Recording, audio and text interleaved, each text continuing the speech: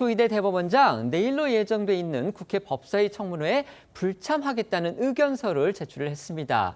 통상 이제 청문회 증인이 불참할 경우에는요, 사유서라는 걸 냅니다. 그런데 조희대 대법원장 이번에 청문회를 채택된 대법원장은 물론이고 대법관 그리고 지기현 부장판사를 비롯한 이 법관들은요, 사유서가 아니고 의견서라는 이름의 문건을 제출했다고 합니다. 그러니까 애초부터 자신들은 출석 대상이 아니기 때문에 불출석의 사유를 밝히는 것이 아니고 출석 여부에 대한 나름의 의견을 말하는 것이다. 이렇게 강조한 것으로 보입니다. 여당은 이렇게 사유서가 아니고 의견서를 냈다는 점부터 지적을 하면서 입법부를 무시하는 오만한 태도다. 이렇게 비판했습니다.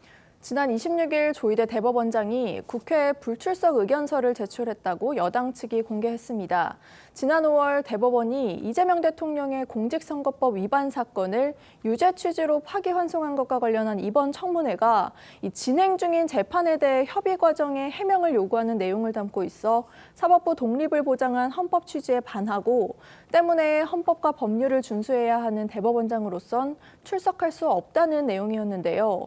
조 대법원장과 함께 증인으로 채택된 천대엽 법원행정처장, 대법관, 지기현 서울중앙지법 부장판사 등 법관 9명도 같은 취지로 국회 불출석 입장을 밝혔습니다. 청문회를 주도한 여당은요, 이 조 대법원장이 사유서가 아닌 의견서를 제출한 것을 문제 삼으며 마지막까지 청문회 출석을 압박하고 있습니다. 박지원 의원은 어제 불출석 사유서를 내도 옳지 않은데 의견서를 낸 건 있을 수 없는 오만방자한 것이라고 비판했고, 오늘 정청래 대표는 조 대법원장이 뭐라고 청문회 출석을 거부하느냐며 이 사법부도 국민 아래에 있다는 점을 명심하라고 날을 세웠는데요. 반면 야당에선 이 민주당이 탄핵 의도를 드러내고 있는 것이라며 이재명 정권과 민주당이 집단적으로 실성하지 않았으면 이런 일을 벌이지 못했을 것이란 말까지 나왔습니다. 오늘 여야의 목소리 듣고 오시죠. 우리 국민은 잘못하면 대통령도 쫓아냅니다. 전두환, 노태우, 이명박 전 대통령도 감옥에 보냈습니다. 조희대 대법원장이 뭐라고 진실을 밝히기 위한 국회 청문회를 거부합니까? 사법부도 조희대 대법원장도 국민 아래, 하늘 아래에 있다는 것을 명심하시기 바랍니다. 성례와 미애라는 또 다른 막장극이 벌어지고 있었습니다. 이분들은 대한민국의 민주주의를 막장으로 몰아넣고 자신들이 떠받들고 있는 이재명 피고인을 무죄로 만들기 위해서 온갖 지금 작당을 벌이고 있습니다. 장차 이대로 간다면 일당 독재국가가 될지도 모릅니다.